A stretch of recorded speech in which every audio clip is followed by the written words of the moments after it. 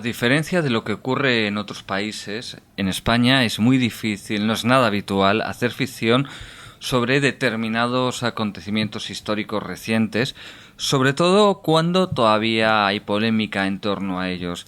Mientras no nos sorprendería en Estados Unidos ver una novela o películas de ficción relacionadas con el 11S, sin embargo en España el 11M parece que más allá del periodismo no se trata.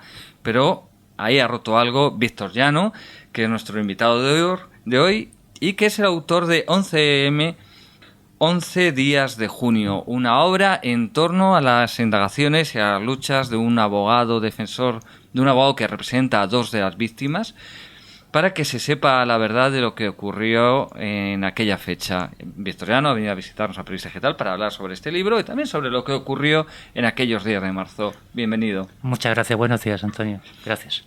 Gracias a ti, Víctor. Bueno, decía en la entrada ya justo que sobre el 11M no hay ficción, que parece que determinados acontecimientos en España se evita la ficción. ¿Tú por qué crees que hay este pudor a ficcionar en torno a lo que puede ocurrir sobre el 11M? Yo creo que más que pudor es también incapacidad para trabajar. El 11M, cualquier acontecimiento histórico importante, requiere un esfuerzo, una constancia y cierto valor, sobre todo si te enfrentas a lo establecido. Y respecto al 11M, se ha politizado hasta un extremo, hasta el tal extremo que es muy difícil encararlo de una manera sencilla. Yo es lo que he pretendido con esta novela, ¿no? Que era muchísimo más larga, y he pretendido acortarla lo más posible para que se entienda al menos una de las claves que rodean esta masacre, que está por investigar. Yo creo que está por investigar. Creo que la versión oficial no responde a lo ocurrido y que queda mucho por saber. Claro, porque tú has estado muchos años implicado en el grupo de personas que reclamaban que se investigara, que han estado indagando, que han estado haciendo todo. Lo que se cuenta aquí es parte de... Lo que se cuenta ahí Antonio, es ficción, pero también desde mi intento, desde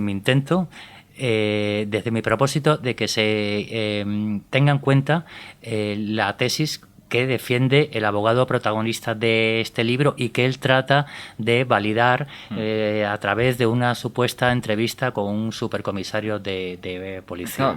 Esa tesis que defiende este abogado desde muchos años antes, yo creo que responde a una de las claves del 11M que nos queda por saber. No es más que ficción, no es más que una novela, pero para los que conozcan el tema y para los que se interesen por él, creo que puede ayudarles a entender al menos un aspecto importante, que es el que rodea a dos bombas que no estallan y que, según pienso yo y según llevo pensando desde hace mucho tiempo, no tienen la misma autoría que las 10 que estallan. Claro, porque la tesis de ese abogado, la que defiende y la que defiende el protagonista del libro y después unos personajes, digamos, se la confirma. Bueno, es una tesis que se aleja de la versión oficial de la sentencia, se aleja de aquellos que quieren ver implicaciones en ETA. Sí. La tesis básicamente es lo que tú dices. Hay un complot de cloacas para colocar dos bombas que no han de estallar y alguien les engaña y estallan. No sé si quieres que diga a quién o no.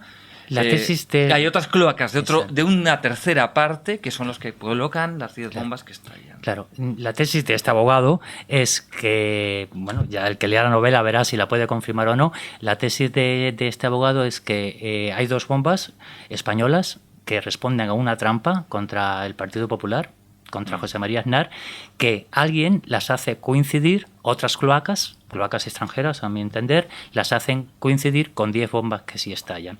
Fíjate, en la novela pues reseño un párrafo, el principio de un párrafo que escribió Fernando Savater el 12 de marzo de 2004, o sea, lo escribió la misma tarde del 11M, cuando él y muchos pensábamos que había sido ETA. Te voy a leer unas líneas, si me permites. Por supuesto. Decía Fernando Savater: ahora ya no quedan dudas, las había cuando se frustró el atentado de Chamartín. No falta faltó quien me dijera que probablemente la propia policía había puesto la maleta asesina en el tren para retirarla espectacularmente luego. Las hubo también cuando se interceptó la furgoneta cargada con 500 kilos de dinamita, porque al señor Azcárraga y algún otro político, a Ibarra, a Rodríguez Ibarra, no menos brillante, le chocaba que los terroristas hubieran llegado tan lejos por carreteras nevadas para ser detenidos precisamente en plena campaña electoral. Ya antes del 11M se acusaba al gobierno español de inventarse falsos atentados que no habían tenido éxito, para de alguna manera beneficiarse respecto a las elecciones generales. Ya se les acusaba al propio gobierno, Rodríguez Ibarra, Azcárraga, a la policía española, de poner lo que no iba a estallar. Yo creo la tesis de ese abogado, yo creo que la tesis del abogado que escribe la novela es que esas dos bombas eran españolas y que hubieran servido para acusar a Aznar de inventarse falsos atentados etarras. Esa es la novela, ese es el argumento de ese abogado que él intenta validar gracias a que tiene la oportunidad, por medio de una cubana familiar, de poder entrevistarse con un supercomisario de la policía. Claro, porque en esa novela hay que decir que de un modo u otro se terminan entremezclando cloacas que en principio no tienen nada que ver, aunque sea de modo tangencial, porque indudablemente las cloacas cubanas castristas no tienen nada que ver en el 11M, en esta novela, y no sabemos en la red, supongo que no, pero al final de un modo u otro hay víctimas de esas cloacas, de esos servicios de inteligencia cubanos que terminan implicándose también en toda la trama. O sea, al final parece como que las cloacas de todo el mundo, sean de democracias, de dictaduras o de monarquías medievales, por decirlo así, terminan entrecruzándose. Y agentes dobles. En la tesis de este abogado, gracias a un agente doble, se puede hacer coincidir lo que estalla con lo que no estalla. El abogado defiende, veremos si lo puede confirmar o no, el abogado defiende que las cloacas extranjeras, sirviéndose de un agente doble, que aparece repetidamente en la novela, se entera de la operación española contra Aznar para acusarle de inventarse a ETA y, gracias a esa información, estas cloacas extranjeras que no deciden colocar simultáneamente las 10 bombas que provocan la masacre. O sea, el abogado insiste entre que la masacre es extranjera y la trampa es española. También te quería comentar, en tu novela, aunque no se citan con los nombres de pila ni los nombres de las cabeceras reales, aparecen destacados medios de comunicación españoles, que son fáciles de identificar. No hay que ser un genio para saber qué medio es. ¿Quién es Pablo Mendoza? ¿Quién es Pablo Mendoza, director de la Nación? Si la novela se hubiera prolongado, solo para dar una pequeña pista, pues a día de hoy Pablo Mendoza no estaría dirigiendo la Nación. No. Que habla con el abogado con cierta frecuencia. Está el Estado, que también recientemente habría cambiado de director. Sí, se hubiera prolongado hasta ahora la novela. Bueno, aparecen toda una serie de medios, aparecen periodistas, y aquí lo que vemos es una cosa curiosa, ¿no? Son estos entresijos del poder. Por una parte es verdad que hay periodistas que indagan en las cloacas, pero al mismo tiempo hay otros que de repente parecen sospechosos de colaborar con ellas. ¿Tú esto es pura ficción o crees que de esto hay... que llegan a espiar sus propios medios estos periodistas? Yo creo que sin duda. Yo creo que es muy difícil que no intentaran colocarle a un espía, a un altavoz a Pablo Mendoza. Yo creo que eso es imposible. Otra cosa es que lo consiguieran o no. Y yo creo que el 11M también sembró la intriga. O sea, nadie conoce a nadie. Todos sospechamos de todos y todos tenemos dudas sobre todo si nos ponemos a pensar, ¿no? O sea, hablando claramente, ¿tú crees que los servicios secretos españoles intentaron colocar un espía a Pedro J. Ramírez para investigar lo que hacía el mundo sobre el 11M? Yo creo que sin el diario El Mundo, sin el primer artículo de Fernando Mújica y el interés de Pedro J. Ramírez por el 11M, yo no hubiera podido escribir esa novela.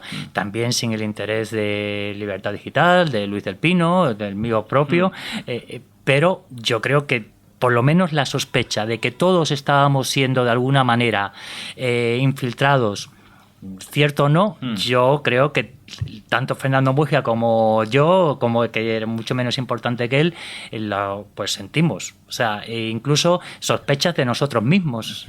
Yo he dudado de todo y demás, y supongo que de mí también habrán dudado. pero se equivocaron los que dudaron de mí. Sí. Porque... O sea, eso es evidente. O sea, que sí, que tú crees que aquí ha habido intoxicación, espionaje... Miedo, intriga, un poco, tú conoces bien Cuba, ¿no? Que nadie se fía de nadie en el fondo, porque todo el mundo piensa, se cree a lo mejor más importante de lo que es y piensa que pudo haber sido infiltrado, ¿no? Yo creo que no es para tanto, pero que sin duda este tema es enfrentarse a un régimen, que quiero decir, la versión oficial es la versión de un régimen, no es solamente la policía, no es solamente el fiscal, no es la Audiencia Nacional, es un régimen que no ha sabido explicar realmente lo que ocurrió. Yo creo que el 90% de las personas que han leído, investigado, seguido el relato oficial no creen ella. Y un gran tanto por ciento de españoles, según las encuestas, piensa que lo que nos han contado no responde a lo que ocurrió. Pero también hay aquí un pequeño resquicio para la decencia en las cloacas, para la decencia en los servicios de inteligencia. Aunque uno de los máximos protagonistas es un importante policía, un subcomisario, una pieza clave dentro de toda la trama secreta que mantiene todo Estado, que él mismo se clasifica así como un soldado y trata de justificar todos los crímenes que ha cometido para defender al Estado. Sin embargo, hay otro, creo que es coronel del ejército... Del CNI. Un coronel después del ejército que colaboró con el CNI. Que colaboró con el CNI, o sea, alguien, en fin, sabemos que con el CNI, si colaboras que eres del CNI de un modo u otro, como cualquier servicio de inteligencia del mundo. Sí. Eso no es distinto. Sin embargo, él dice, es que la bicha, como le llama el protagonista del libro, es un traidor. O sea, hay decencia, en los servicios secretos hay quien sí que cree en el pueblo al que tiene que servir y no en el Estado, por decirlo así. Claro, yo lo digo en el libro, yo creo que la inmensa mayoría de los policías españoles son gente honrada. Eso, por tanto, con nosotros, con los que intentamos investigar estos crímenes, han hablado muchísimas personas honradas. Lo que ocurre es que han triunfado quizás los que han intentado, hasta ahora lo han conseguido, ofrecer un relato de los hechos que a la inmensa mayoría de los españoles no les corresponde con la realidad. En cualquier caso, Antonio, el tema no está cerrado. El tema no está cerrado. Tú sabes que ahora mismo hay una juez de Madrid, Belén Sánchez, tiene que decidir sobre la imputación de dos ciudadanas rumanas que dijeron haber identificado a Hamar Zogun en los trenes. Imagínate que el mayor acusado, el principal acusado del 11M, años después, sobre él se conoce que las personas que lo identificaron están imputadas por falso testimonio. Sí. Bueno, el principal acusado, el único acusado del 11M al que se le acusa, al condenado de haber colocado bombas en los trenes, al único acusado, resulta que, condenado a 40.000 años de cárcel, resulta que hoy hay las dos personas que le identificaron en los trenes han sido imputadas por falso testimonio. Sí, tremendo. Oye, tú has referido varias veces los que hemos investigado, quienes nos hemos dedicado a investigar. Hemos hablado con... Cuéntanos un poco cómo has investigado, junto a quién, para quién. Bueno, pues ya antes del primer artículo de Fernando Múgica, en abril del 2004, muchos del primer agujero negro, muchos nos extrañaba lo que había ocurrido, ¿no? Y a partir de ese artículo fuimos varios los que nos pusimos a investigar, a seguirlo todo, a leerlo todo, a leer el sumario, a hablar con los que pudiéramos hablar mucho también entre nosotros y a seguir todo al pie de la letra. ¿Quiénes hemos investigado? Sin duda el diario El Mundo y sin duda Libertad Digital, Luis del Pino, que empezó en 7FM Radio, Fernando Múgica, Antonio Rubio, Casimiro García Vadillo, yo mismo, somos los que hemos seguido este tema desde el principio, pocos medios más o ningún medio más. Oye, Casimiro García Vadillo, me dices. Casimiro García Vadillo recientemente dice que, en fin, que hay que pedir perdón por lo que han sacado del mundo. ¿Tú qué crees que quería decir? Yo creo, sinceramente, que no dijo por qué había que pedir perdón. O sea, no dijo pido perdón por esto, ¿no? Yo creo que Casimiro García Vadillo... por los errores, dijo, pero no especificó más. Pero no especificó. Claro. Yo creo, sinceramente, que Casimiro García Vadillo, si tiene algo importante del 11M probado, lo va a publicar. Yo creo que el mundo no va a dejar, con Casimiro García Vadillo, el mundo tampoco va a dejar el tema del 11M. Yo que estoy convencido. Entonces, yo es verdad que pidió perdón, o que de alguna manera dijo solamente vamos a publicar aquello verdaderamente importante, pero yo creo que si tienen algo importante lo van a publicar. O sea, que tú confías en que siga investigando y... Sí, antes se me olvidó, un periodista, Jesús Manso, también ha publicado noticias importantes sobre el 11M. La última, si me permites, sobre la identificación de Hamarzo One en los trenes. Manso ha publicado en El Mundo, no hace mucho, cuando el 10º aniversario, que este señor, Hamarzo One, al que acusan 2 testigos rumanas de haber colocado una maleta bomba, una mochila bomba, él no vio a Hamarzo One, él vio a Said Berrat, que a mí me parece clave en el 11M, un marroquí al que la policía quiso captar pocos días antes del 11M porque pensaba que estaba trabajando para los servicios secretos marroquíes. A mí me parece este hombre, Said Berrat, clave en lo ocurrido. Es el único de los sospechosos que habían huido, el único que ni está preso en Marruecos ni ha muerto. La policía no lo da por muerto. Incluso en la última información de Joaquín Manso, la policía dice que puede estar en Marruecos, escondido en Marruecos. Hace poco, el diario El Mundo, cuando el 10º aniversario, publicó el hombre que puede dar las explicaciones que nos quedan por saber de Said Berrat, que no se olvide. Que Said Berrat aparece en la novela, o alguien que se parece mucho a él, con un apellido de claras referencias andalusíes, por cierto. Aparece ahí, es implicado. Nadie sabe dónde está, no ha muerto, está vivo, huyó a Marruecos. Efectivamente, ¿no? ¿Es así? Ahí aparece Naib Bejar, que cada uno lo identifique como quiera. Como quiera. Y oye, nuestro abogado, Manuel,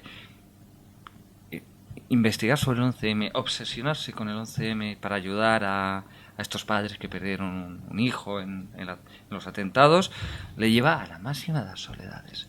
Se siente solo, la sociedad le abandona, el mundo le abandona, quitando el diario La Nación y su director nadie le escucha, 3 amigos llegan a decir de él, se mofan de él. Esta es la realidad de quienes siguen investigando y siguen reclamando la realidad del 11, que sepa la verdad del 11M. De muchísimas, yo eso sí que lo puedo decir, no me ocurrió a mí, pero sí conozco a personas que se han sentido vigiladas, que han perdido otros juicios, otros casos, otros posibles clientes por obsesionarse con este tema, que se han sentido, viven en la angustia, todavía algunos murieron, y sí puede ser, Manuel Lago, el paradigma de muchas personas que todavía 10 años después mantienen su obsesión, su dolor por no poder saber, justificar, probar aquello que ellos creen que ocurrió. El caso de este abogado puede ser entendido como el de muchas personas que todavía siguen obsesionadas por este atentado. No sé, quizás yo tuve también intención de escribirlo para alejarme un poco. Todavía no lo voy a conseguir. Sí. Voy a intentar promocionar el libro, como gracias a ti estoy haciendo ahora, pero es verdad que el tema puede causar mucho sufrimiento, más cuando eres abogado y no puedes ofrecerle a tus clientes a aquellos que necesitan. Fíjate, un juez de la Audiencia Nacional le contestó a 2 víctimas del 11M: no pueden ustedes insistir en un relato que les convenga, cuando a ellos no les conviene nada ya. Han perdido a su hijo en los trenes y no les conviene nada más que la verdad. Incluso solo buscan la verdad para que no vuelva a repetirse. Mientras no sepamos qué ocurrió el 11M, no vamos a tener un país no vamos a poder vivir mientras no se intente de verdad, en serio, ofrecer a los ciudadanos un relato creíble del 11M, no vamos a podernos sentir orgullosos de vivir en España. Como dice, ya que has citado tú a Pedro J. antes, como dice Pedro J., 100 años más tarde, en los libros de historia se estudiará el 11M. Claro, para entenderlo también hay que entender las claves políticas de por qué ocurre lo que ocurre esta operación de las cloacas de los servicios secretos para cargarse a Aznar y sobre todo a su sucesor, a Mariano Rajoy, para evitar que llegue al gobierno. Aquí das una tesis de por qué no se quiere, relacionada con el tema del nacionalismo, de no ofender a los nacionalistas. ¿Tú crees que vamos a saber, uno, lo que ocurrió de verdad que el 11 de marzo y los días previos y por qué ocurrió? ¿O al final...? Yo no lo sé. Yo no lo sé si lo vamos a saber o no, si lo vamos a poder probar. Yo creo que muchas cosas ya se saben, más allá de la sentencia, se saben muchas cosas. Yo creo que existe la posibilidad de que se sepa. No sé por qué dicen que dentro de 20 años. Los que dicen dentro de 20 años pueden decir 30 o pueden decir dentro de 2 meses. Yo creo que alguna vez esta novela, aquí no es más que una novela, pero yo creo que alguna vez alguien que sabe será capaz de contar aquello en lo que él intervino. Y yo creo que para eso no hay que esperar, no habrá que esperar 20 años ni 15. En cualquier caso, repito, ahí todavía hay flecos que sí que los lleva el juez Ruz, que todavía sigue investigando, se supone, está por encontrar a Said Berrat, está la querella de Hamar Zogwan contra las 2 rumanas que le dicen que le identificaron, y está una causa contra Sánchez Manzano que un juez tiene que decidir, el juez Ramiro García de Dios tiene que decidir si admite a trámite otra vez la personación de esta asociación de víctimas, de ayuda a las víctimas del 11M en una causa contra Sánchez Manzano. No todo está perdido, ni siquiera en los tribunales. Así que, bueno, en cualquier caso, mientras haya gente todavía jóvenes como tú, o más jóvenes que nosotros, más jóvenes que tú todavía, que se interesan por este tema, habrá esperanza. Y yo, uno de los motivos, de los objetivos de esta novela es también hacerla sencilla para que llegue rápido a la gente más joven posible y con más interés y con más capacidad para no olvidar aquello que es importante. Yo creo que esa trampa que expone el abogado y que intenta probar el abogado es una trampa contra el PP, una trampa política, porque no podía ganar el candidato de Aznar para no seguir la misma política de Aznar contra los nacionalismos, ¿no? O contra los independentistas. Esa trampa política española fue aprovechada por servicios secretos extranjeros. Yo creo que ningún español que se respete a sí mismo y que se interese por el sufrimiento ajeno, que no desprecie el sufrimiento ajeno, puede no interesarse, no por esta novela, pero sí por el 11M. Curiosamente, en ningún momento dices el nombre de los servicios secretos, el nombre del país concreto. No. Dices, son los servicios secretos de tal, en la novela no se dice, pero bueno, cuando se dice nuestros vecinos, nuestros supuestos amigos, los que no hay que molestar, en fin, todos sabemos de qué reino. Yo creo que el abogado sabe de qué reino, de qué república sospecha. Bueno, más bien reino, y donde a lo mejor hemos visto a alguien muy conocido en España últimamente con un velo blanco. Ahí lo dejo, ¿no? Si te parece. Si el abogado no lo dice, no lo vamos a decir, aunque lo acabamos de decir. Claro, vamos a leer el libro. Vamos a leerlo. Bueno, pues Víctor, muchísimas gracias. Muchas gracias a ti, a Periodista Digital. Recordamos los datos, el autor es Víctor Llano, aquí presente. Y el libro se titula 11M, 11 días de junio. Y nada, pues tengo que decir que es un libro dinámico, se lee muy fácilmente, entretenido. Y que bueno, se comparta su opinión, yo creo que merece la pena ser leído y por lo menos reflexionar y criticarlo o alabarlo según las creencias o gustos de cada uno. Así es. Muchas gracias. Muchísimas gracias a ti y a vosotros. Gracias.